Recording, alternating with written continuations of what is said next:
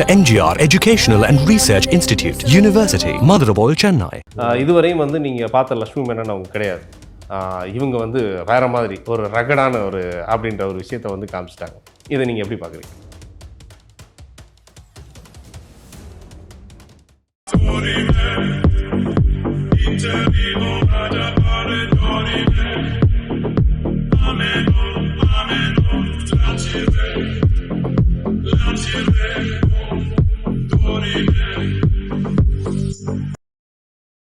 நம்ம நினச்சிட்டு இருக்க ஒரு விஷயமே வந்து அதாவது சினிமாவை தாண்டியும் சரி நம்ம திரையில் பார்க்குறத தாண்டி வேறு மாதிரி தான் இருக்குது.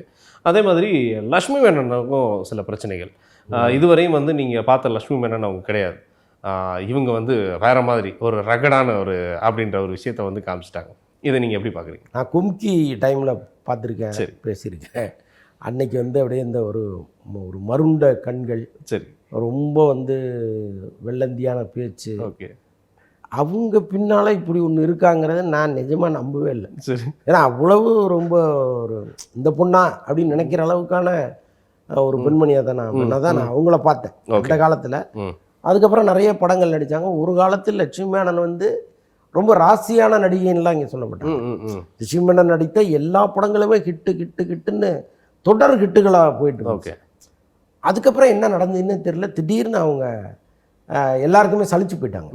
எந்த ஹீரோவுமே லட்சுமி மேனனா ஐயே வேணாங்க வேற ஹீரோயின் போடுங்க அப்படிங்கிற அளவுக்கு நிலைமை மாறிச்சு. அது என்ன காரணம்னு நமக்கு தெரியல. சொல்லி வச்ச மாதிரி எல்லா ஹீரோக்களுமே அவங்கள புறக்கணிச்சிட்டாங்க. அதுக்கப்புறம் வேற வழி இல்லாமல் தான் அவங்க மீண்டும் மலையாளத்துக்கு போனது. அங்கேயும் பெருசாக படங்கள் அவங்க பண்ணலை. அப்படியே கிட்டத்தட்ட அந்த சினிமாவை விட்டு மெல்ல ஒதுங்கின மாதிரி தான் தெரிஞ்சு. நடுவில் ஏதோ படங்கள்லாம் சின்ன சின்ன படங்கள் பண்ணிக்கிட்டு இருந்தாங்க. பட் அவங்க பின்னாடி இப்படி ஒரு பேக்ரவுண்ட் இருக்குது. ஏன்னா இன்றைக்கி விசாரணையில் என்ன சொல்கிறாங்கன்னா, அவங்களோடு வந்து சண்டை போட்ட அந்த 3 பேருமே குற்றப்பின்னணி உள்ளவனாக இருக்கான். Okay okay. அவங்க மேலே கொலை கேஸ் இருக்குது, மிரட்டி பணம் பறித்த கேஸ் இருக்குது. இது மாதிரி இதில் ஒருத்தன் ஜெயிலே இருந்துட்டு வந்திருக்கான். Okay okay. ஸோ இவங்க 3 பேர் மேலேயுமே கிரைம் ரெக்கார்டு இருக்குது. அப்படிப்பட்டவர்களோட இவங்களுக்கு என்ன பழக்கம், இவங்க பின்னணியில் ஏதாவது கூலிப்படை இருக்காங்கிற அளவுக்கு இன்னைக்கு நிலைமை போயிட்டு இருக்கு. நல்ல வேலையாக அவங்க இன்ஃப்ளூயன்ஸை பயன்படுத்தி எங்கேயோ தப்பிச்சு ஓடி எப்படியோ முன்ஜாமீன் வாங்கிட்டாங்க. அதனால் இப்போ வந்து அரெஸ்ட் அப்படிங்கிறது இப்போதைக்கு இல்லை. ஓகே. அது அதற்குள் வந்து இந்த பிரச்சனையை அவங்க எப்படி ஹேண்டில் பண்ண போகிறாங்க அப்படிங்கிறது தெரியல. ஏன்னா இப்போ கேரளாவை பொறுத்தளவுக்கு பல கேஸ்கள் வந்து ரொம்ப பரபரப்பாக ஸ்டார்ட் ஆகும். அது எப்போ முடியுது ஏன் முடியுதுன்னே தெரியாமல் முடிஞ்சிருக்கும். கேமரா கமிட்டிலாம் பார்த்தீங்கன்னா அந்த கமிட்டியை கலைச்சிட்டாங்க.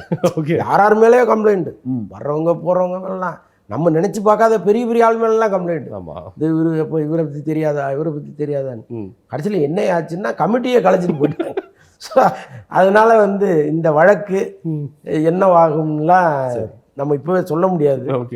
பட் லட்சுமி மேனன் நல்ல நடிகை பாவம். தொடர்ந்து அவங்க வந்து தமிழில் இந்த மற்ற நடிகர்கள் வாய்ப்பு கொடுத்துருந்தாங்கன்னா ஒருவேளை இங்கேயே அவங்க கூட நிரந்தரமாக இருந்திருக்கலாம். இன்னும் கூட ஒரு 10 வருஷம் நடிச்சிருக்கலாம். பாருங்க. Okay okay. ஹேஷ்டாக் வேணா போட்டுடலாம் சார். லட்சுமி மேனனை எப்படி சொல்கிறதுன்னா அனுதாபத்தில் வலைப்பை சந்திரன் அவர்கள் அப்படி எனக்கு. Okay sir. சார் இப்போ மதராசி படம், இந்த படத்துக்கான அப்டேட் எப்படி இருக்குது? இதை தாண்டி வந்து இந்த படத்தை வந்து ரிலீஸ் பண்ணுறதுக்கான நாட்கள் வந்து எப்படி நெருங்கிட்டா? செப்டம்பர் 5 ரிலீஸ் இந்த படம். ஓகே.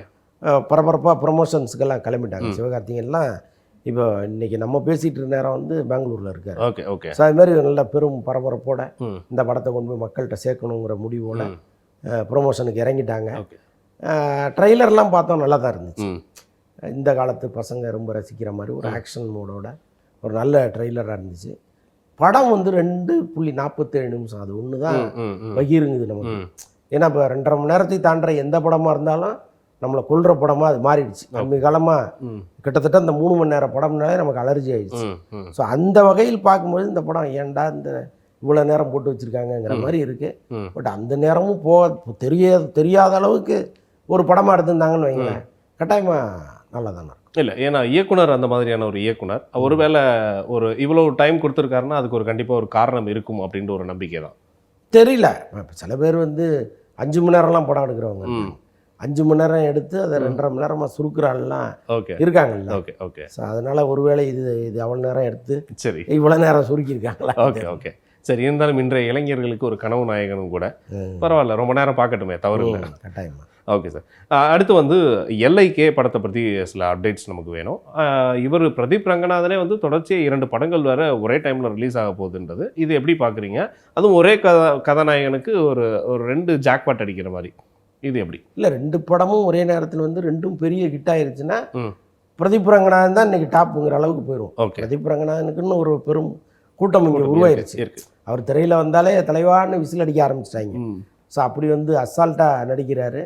இன்னொன்று எப்படி தனுஷை ஆரம்ப காலத்தில் நம்ம ரசித்தோமோ அந்த அளவுக்கு இன்னைக்கு வந்து அந்த இடத்துல பிரதீப் ரங்கநாதன் இருக்கார். எல்ஐக்கே ஸ்டார்ட் பண்ணி ரொம்ப வருஷமாக ஷூட்டிங் இழுத்துகிட்டே இருந்துச்சு. இந்த டூடுங்கிறது நடுவில் ஆரம்பித்து சீக்கிரம் முடிச்சுட்டாங்க. ஓகே. எல்ஐக்கே இழுத்துகிட்டே இருந்துச்சு. இப்போ 2ம் ஒரே நேரத்தில் மோத வரும்போது எந்த படத்தை வந்து தள்ளி வைக்கிறதுங்கிற குழப்பம் அவங்களுக்கே வந்து. அதனால் இறைவன்கிட்ட வழி 2த்தையும் இறக்குங்கன்ட்டாங்க. சொல்ல முடியாது, கடைசி நேரத்தில் ஏதாவது ஒன்று பின்வாங்கவும் வாய்ப்புகள் இருக்கு. அது நமக்கு தெரியல, சொல்ல முடியாது, அது நடக்கவும் செய்யலாம். பட் இப்போ 2 பேருமே அறிவிச்சிட்டாங்க, தீபாவளிக்கு தானே அறிவிச்சிட்டாங்க. ஸோ அதனால் வருங்கிற அளவுக்கே நம்ம நினச்சி பேசுவோமே. பட் 2 படத்தினுடைய விஷயங்களுமே நல்லா இருக்கு. இப்போ எல்ஐக்கே இது ஒன்று வந்துச்சு, டீசர். ஐயோ பிரமாதமாக இருக்கு நிஜமாவே. விக்னேஷ் சிவன் வந்து மறுபடியும் மீண்டு எழுந்து வந்துட்டாருங்கிற அளவுக்கு அந்த ட்ரெய்லர் இருந்துச்சு. இன்னும் 2040க்கு மேலே ஒரு உலகம் எப்படி இருக்கும், சென்னை எப்படி இருக்கும் அப்படின்னு காமிச்சிருக்காங்க. ரொம்ப இந்த ஏர் டாக்ஸி அது இதுன்னு வச்சுட்டு ரொம்ப கண்கொள்ளா காட்சியாக இருக்குது. அதை பார்க்குறதுக்காகவாவது இந்த படத்தை வந்து சீக்கிரம் விட்டுருங்கப்பாங்கிற அளவுக்கு இருக்குது. நிச்சயமாக இந்த பக்கம் டூடு படத்தினுடைய ஃபஸ்ட்டு சிங்கிள் ஒன்று வந்துச்சு, சூப்பராக இருக்குது அதுவும். ஓகே. ஸோ அதனால் 2 படமுமே பிரதீப் ரங்கநாதனுக்கு பிரதீப் ரங்கநாதனே போட்டியாக வராரு. ஓகே. பார்க்கலாம். ஓகே. பார்ப்போம், கதைக்களம் அந்த அளவுக்கு இருக்கும் அப்படின்ற ஒரு நம்பிக்கையோட. ஸோ அடுத்த ஒரு கேள்விக்காக சார், கேப்டன் பிரபாகரன் இந்த படத்துக்கான ஒரு மாஸ், அதாவது வந்து செல்வமணி அவர்களுடைய இயக்கம். இந்த இயக்கத்தில் எப்படியெல்லாம் சில விஷயங்களை வந்து கொண்டு வந்திருப்பாங்க அப்படின்றது நமக்கு, அதாவது படத்துடைய ஆரம்ப காலகட்டங்களில் எவ்வளோ எதிர்ப்பு இருந்தது அதெல்லாம் ஒரு பக்கம். பட் இப்போ அதோடைய கொண்டாட்டம், அந்த கொண்டாட்டத்தில் மன்சூர் அலிகானை ரொம்ப மிகைப்படுத்தி அந்த ஒரு விஷயம் நடந்திருக்கு. அதை நீங்கள் எப்படி பார்க்குறீங்க? இல்லைங்க, இன்றைக்கி அவர் விஜயகாந்த் இல்லை, அந்த படத்தில் நடித்த இன்னொரு முக்கியமானவர் மன்சூர் அலிகான். ஸோ இப்போ அவரை கொஞ்சம் வந்து அந்த இடத்துல ப்ரொமோட் பண்ணி கொண்டு வராங்க. பட் ஓகே, என்னென்னா இப்போ அவங்க எதிர்பார்த்த அளவை விட அதிக கலெக்ஷன் தான் அந்த படம் பாயிட்டு. இப்போ இந்த கடந்த சில வாரங்களாக வந்த படங்களில் பெருசாக ரீரிலீஸில் இது ஒன்று மட்டும் பக்கா. ரீரிலீஸ் ஒரு பக்கம் விட்டுருங்க, நான் எல்லா படமுமே நல்லா போகுது. ஓகே. ஏன்னா இன்றைக்கி எல்லா படமுமே ட்ரையாக மாறின பிறகு பழைய படங்களை கொண்டாட ஆரம்பிச்சிட்டாங்க. அதனால் ரீரிலீஸ் ஆகிற படங்கள் எல்லாமே பெரிய ஹிட் ஆகிட்டு. இப்போ ரன்னும் கூட விரைவில் ரீரிலீஸ் பண்ண போகிறாங்க. ஸோ அது மாதிரி போயிட்டுருக்கு. ஓகே. ஆனால் இப்போ ரெகுலராக வர்ற படங்கள் இருக்கு இல்லையா, அதில் இப்போ ரீசெண்டாக வந்த படங்கள் எதுவுமே பெருசாக போகலை. இப்போ தியேட்டரே காலியாக இருக்கிற டைமில் கேப்டன் பிரபாகரன் வந்து கொஞ்சம் ஒரு குதூகலமாக வச்சிருக்கிறது ஓரளவு வசூல் கொடுத்து. ஓகே. இப்போ அவங்க வந்து என்ன சொல்லிட்டு இருக்காங்க பிரேமலதா மேடம், அவங்களுடைய படத்தை வந்து அவங்களுடைய புகைப்படத்தையோ இல்லை அவரை வந்து கிராஃபிக்ஸில் நீங்கள் எதோ காட்டுற மாதிரி ஒரு விஷயமா இருந்தால் கூட அனுமதி வாங்கிட்டு அதை நீங்கள் பண்ணுங்கள் அப்படின்ற ஒரு வார்த்தையை சொல்லியிருக்காங்க. இதுக்கு முன்னாடி வந்து விஜய் அவர்களுக்கு கேட்டிருந்தாங்க, நாங்கள் கொடுத்தோம், அவர் அண்ணன் சொல்லிட்டாரு, அதனால் எங்கள் வீட்டில் ஒருத்தர் அவருக்காக அந்த விஷயத்தை கொடுத்துருக்கோம், இதே மாதிரி மற்ற யாரும் பயன்படுத்துவதற்கு முன்பாக அனுமதி வாங்கிட்டு பண்ணுங்கன்னு இருக்காங்க. ஸோ அந்த அனுமதி எப்படி இருக்கும்? அந்த அனுமதி வந்து முன்னாடியே அவங்களுக்கு அந்த கதையெல்லாம் சொல்லி விளக்கணுமா?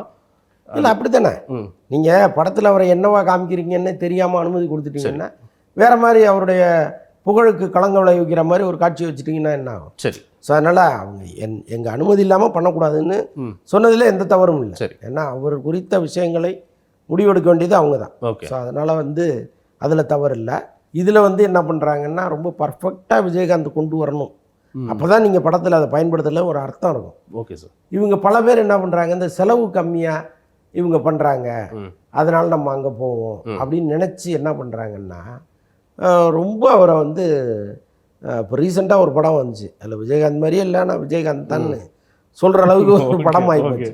ஸோ அந்த மாதிரிலாம் அவரை இழிவுபடுத்தக்கூடாதுங்கிறேன். ஒரு திரையுலகத்தில் ஒரு அசைக்க முடியாத ஜாம்புவானாக இருந்த ஒருத்தரை நீங்கள் ரீக்ரியேட் பண்ணும் பொழுது 100% அவரை உருவாக்கி தரணும், இல்லைன்னா கைவிட்டணும் அந்த எண்ணத்தை. அதுக்கு தான் அவங்க கொஞ்சம் ரெஸ்ட்ரிக்ஷனாக பேசுவாங்க. இப்போ இந்த ஹரி அவர்களுடைய படம் கொஞ்சம் லாங் டைம் கேப் ஆயிடுச்சு, இடையில சில படங்கள் வந்து அவருக்கு வெற்றி படமாக அமையல. இப்போ அதுக்கான அடுத்த ஆயத்த நிலையில் இருக்காரு, அது என்ன படமாக இருக்கும்? இல்லை, அவர் பிரசாந்தை வச்சு ஒரு படம் பண்ணுறதா இருந்துச்சு, பட் அதற்கு அடுத்த கட்ட அறிவிப்புகள் எதுவுமே வரலை. ஓகே. ஒரு துவக்க விழா ஒன்று நடத்துனாங்க, அதோட இருக்குது. அதுக்கப்புறம் அது எப்போ ஸ்டார்ட் பண்ண போகிறாங்கன்னு தெரியல. ஓகே விசாரித்த வரைக்கும் ஹரி வந்து அந்த கதையை இன்னும் டியூன் அப் பண்ணிகிட்டு இருக்காருங்கிற Okay. மாதிரி தான் சொன்னாங்க. ஓகே ஒருவேளை அவர் எல்லாமே தயாராகி பிரசாந்தும் வரணும்னு வெயிட் பண்ணிட்டு இருக்காங்க போல ஓகே இருக்கு. பிரசாந்த் நடுவில் அவங்க அப்பா டைரக்ஷனில் கோர்ட்டு படத்தோட ரீமேக்கில் நடிச்சிட்டு ஓகே ஸோ அதெல்லாம் வந்து ஒருவேளை அதை முடிச்சுட்டு இதுக்கு வராரா ம் அல்லது பேரலாக பண்ணுறாரான்னு தெரியல. ஓகே இல்லை சிங்கமோட அடுத்த அப்டேட் என்ன சார் அதோட வெர்ஷன்? சிங்கம் வெர்ஷன் ஏன்னா சிங்கம் வந்து சூர்யா நடித்தா தான் நல்லாயிருக்கும். ஓகே சூர்யா இல்லாமல் வேற ஒருத்தர் வச்சு நீங்கள் சிங்கம் ஒருவேளை எடுத்தீங்க. பிரசாந்த் நடிச்சிருந்தா அப்படி இருக்கும் சார். தெரியல அது சிங்கம் சீரிஸ் வந்து சரி சரி பிரசாந்த் வச்சு பண்ணுறதுக்கு வாய்ப்பு இல்லை. இல்லை ஹரிக்கு வந்து என்னென்னா வழக்கமான பேட்டனை விட்டுட்டு ம் கொஞ்சம் வேற பேட்டனை மாற்றலாமான்னு நினச்சிட்டு இருக்காரு. ஓகே ஸோ அதுக்காக தான் இந்த கதை மெனக்கடல் போயிட்டு இருக்கு. ஓகே சார் ஓகே ரொம்ப சிறப்பு.